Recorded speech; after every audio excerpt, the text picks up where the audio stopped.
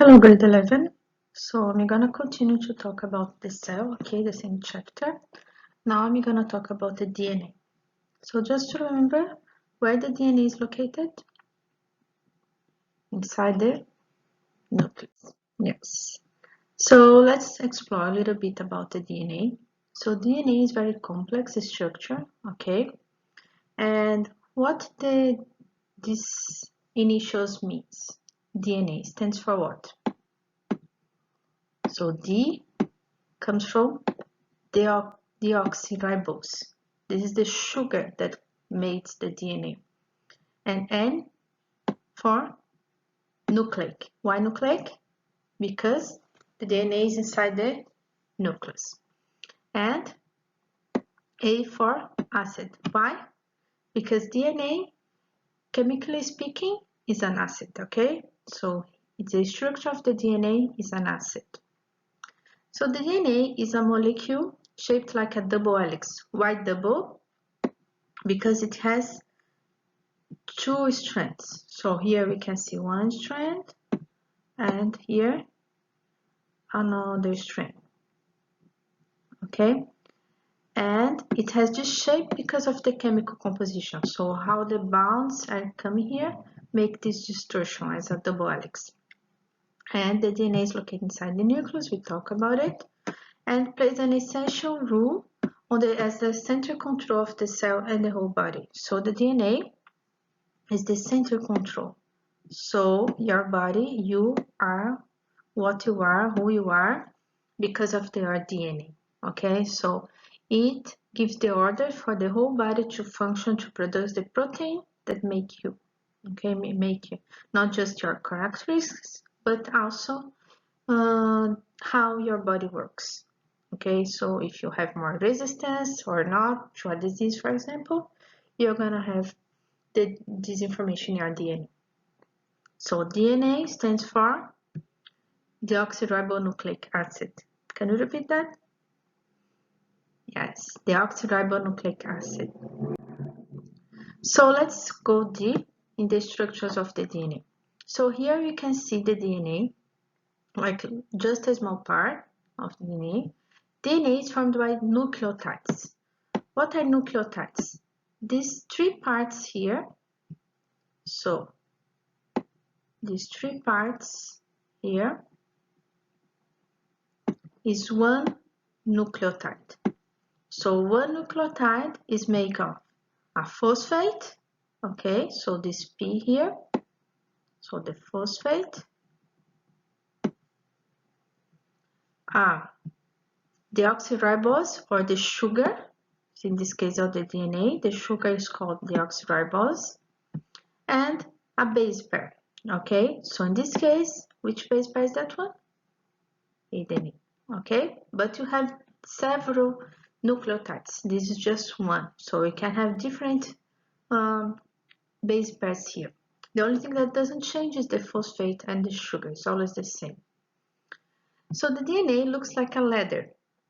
Why? Because of this conformation, like a double helix.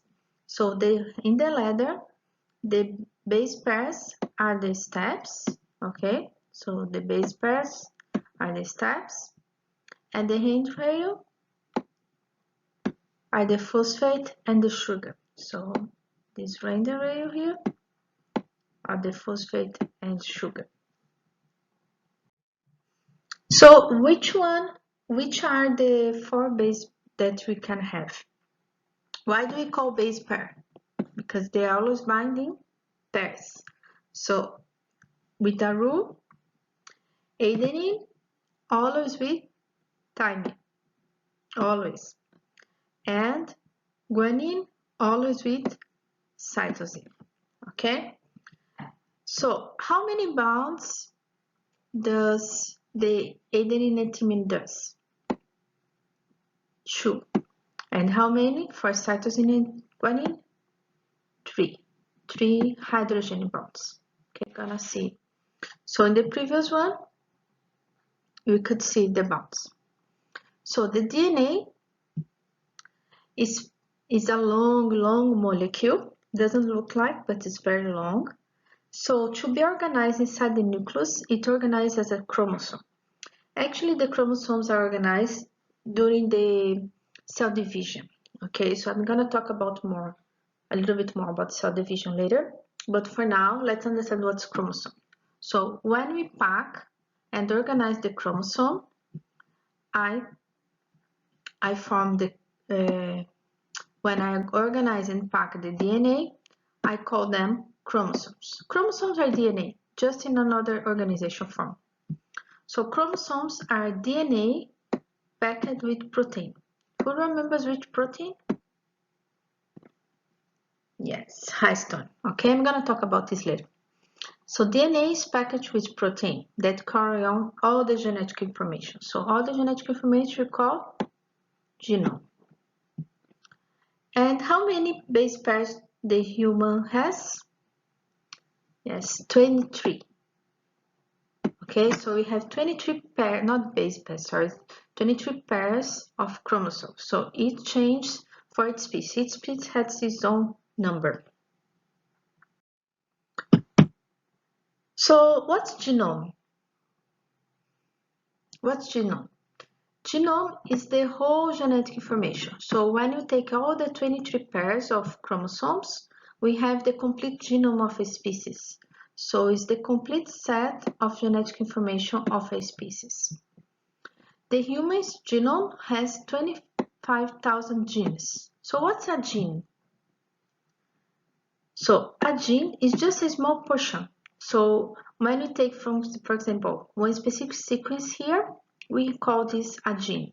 So it's a segment, it's part of the DNA that contains the genetic information to carry out a particular job. So for example, for you to have black hair, you must produce melanin. How your body is gonna know that he needs to produce protein? Because inside the gene, there is a gene that has a specific base sequence of base pairs that tells your body to produce that melanin and the amount, okay? So gene is a specific part of the DNA that does a specific job, okay? So does a specific job. When we take into account all the genes, we have a complete genome. So genome is like the collection of all genes of a species. So the information is used to manufacture proteins, for example, enzymes, melanin, all the proteins that make your body, okay, hormones and so on. So a specific sequence of base pairs, it's what we call gene. And each type of protein has specific jobs. So, for example, the melanin gives you color, but it's not the color only. For melanin, for example, it protects you from UV lights, for example. Okay, it's not just the color itself, but there is a specific function. And determines the way the body works and also the characteristics of the body. So not just your physical appearance, but also how your body works. So what's genetic diversity? So genetic diversity is all the possible genetic variations of a species, okay? So how a species has its own characteristics and how a species is close to another one. So sexual reproduction increases the genetic diversity. So because we combine the genetic information from two different individuals, for example, a male and a female, we increase this diversity, we increase the possibility of new genes. So each birth is an opportunity to combine the genes of the two parents, allowing new variation in the population. Okay, I'm gonna talk about more about this combination. So a small or isolated population is more likely to be less genetically diverse. Why? Because it has people with very similarity of the genetic information. So when they reproduce between each other, they are not gonna have so diversity. They are gonna have similar genetic information. So for example, this is bad because you can spread diseases genetically related more often. So most of genetic disease, they need both information from the female and the male for the baby, for example, develop this disease. If you have different population, what's gonna happen? There is less chance for those genes to be met when we make a baby. But in a small or isolated population, this gene has more probability to meet because we have more similarity, okay? So similar species are more related genetically. For example, humans and monkeys, we are 98% genetic similarity. We are very similar. Just 2% of our genetic information is different from the monkeys.